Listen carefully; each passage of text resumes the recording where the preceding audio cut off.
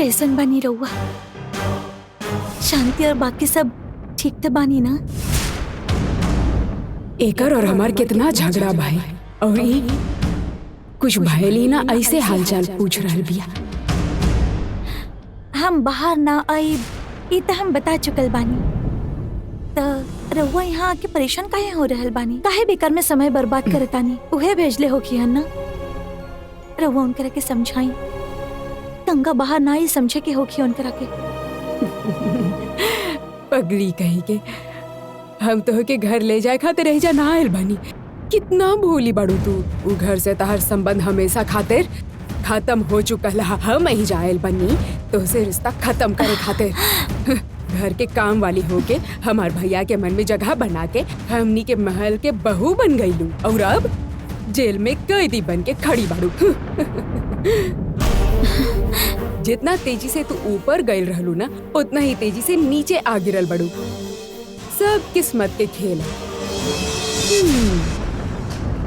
अब फिर से खड़ा होकर तहरा खातिर आसान ना। कुमार के खून करे के जुर्म में अब पूरा 10 साल तक इन्हें जेल में सड़बू तू। इतना साल जेल में गुजरबू त और उनके बीवी बन के रहे के का फायदा है बोला?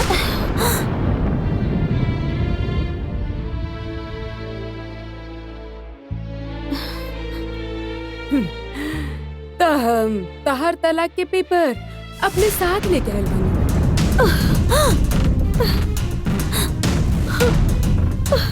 पति की जिंदगी अच्छा से गुजर जाए, ये में तक खुशी हो खेला। अरुण के डिवोर्स देवे खातिर राजी बाड़ू ऐसन लिख के एकरा पे साइन कर दा, बस सारा परेशानी खत्म। वार्डन के बुला के पेपर अंदर भेज देता नी, तू खाली साइन कर दा, बाकी सब हम देख ले। और हम तो होके एलिमोनी यानी गुजारा भत्ता भी दिलवा सकेनी।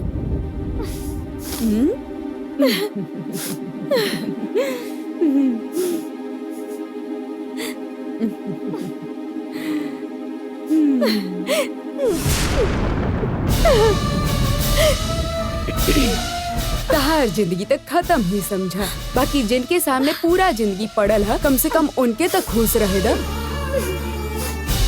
अरे रुका, ये सवाल के जवाब लेवे खातिर हम यहाँ तक तारा से मिले आयल बानी। तू मान जाइबू तब बहुत आसान होगी, ना तो हम अपन बेटी से अरन के पटाई खातिर बोल के ओकर ब्याह ओकरा से करवा देब।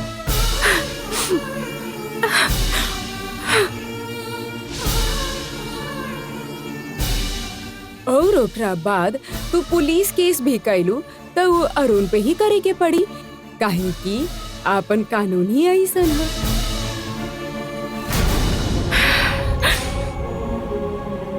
अब तू अरुण पे तक केस करबू ही ना, और हमके भी कौनो टेंशन ना होगी।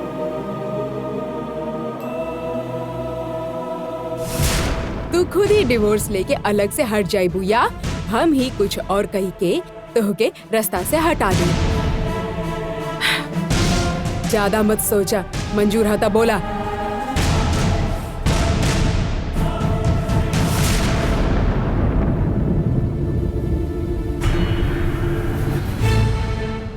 अब और कितना दूर जाएं? हम पहले ही दूर हो चुकल बानी। खाली ऐसन बोले से काम ना चली, कानूनन तरीका से। वो ना हो सकेला, काहे कि हमके वो घर में वापस ना जाए के बाद उनकर साथ जी के ख्याल भी नहीं के। बाकी कर पहनावल गईली मंगलसूत्र हमरे पास होके के चाहिए, यह एगो इच्छा बा हमार। एहसान के बदला हम बड़ा मन से चुकाई। हमार ससुराल के अच्छा होके एकरा खातिर हम तकलीफ सहब। बाकी मंगलसूत्र पर आँच आई था, हमें काम बीवी जैसा नहीं बानी। रउआ की जिलाकता रउआ करके देखी, उनकरा के जे करे के बा उनकरा के करे दी। बाकी दूसरा के लालच खातिर हम आपन मान ना छोड़ब। जब तक हम जिंदा बानी हम उनकरे नाम के सिंदूर लगाईब। आखिरी सांस तक हम उनकर पत्नी बन के ही रहब। आप ही का एकरा के केहू बदल ना सकेला।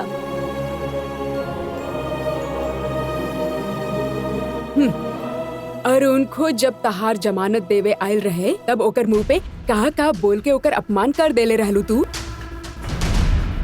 पति के बात ना मने वाली पत्नी के ओकरा का जरूरत हो की बतावा। तो क्या ऐसा नहीं जिंदगी जिए के हा तो आखिर ये रिश्ता काहे रखे चाहे ताड़ू।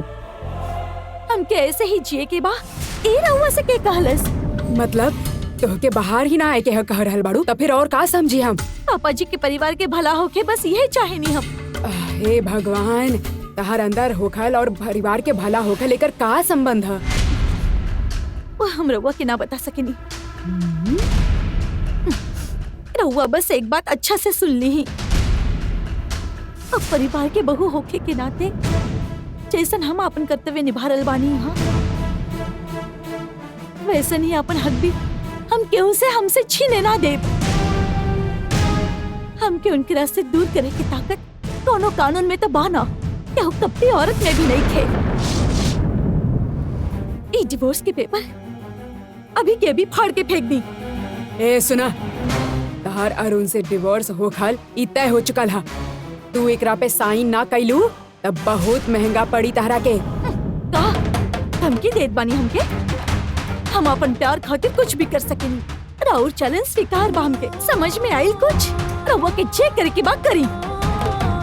ए, ए, हमारी बात सुना। ओ मैडम, हाँ? टाइम हो गई, निकलब। ना, हमके कुछ और बात वो करे के लड़की तो गहली ना, अब का बात करे के हो? हमके ओकरा से ना ऊ तो चल गईली। रउआ से बात करे के हा।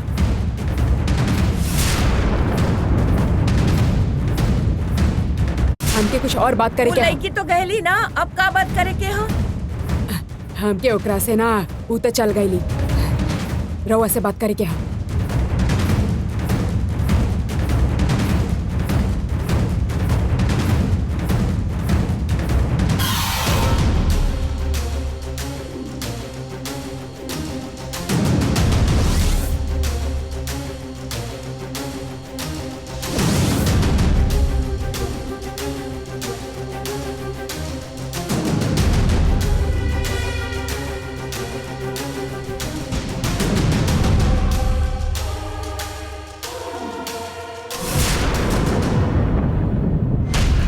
अब देखी मैडम, जे कुछ भइल हा उहे हम रउआ के बताई हा।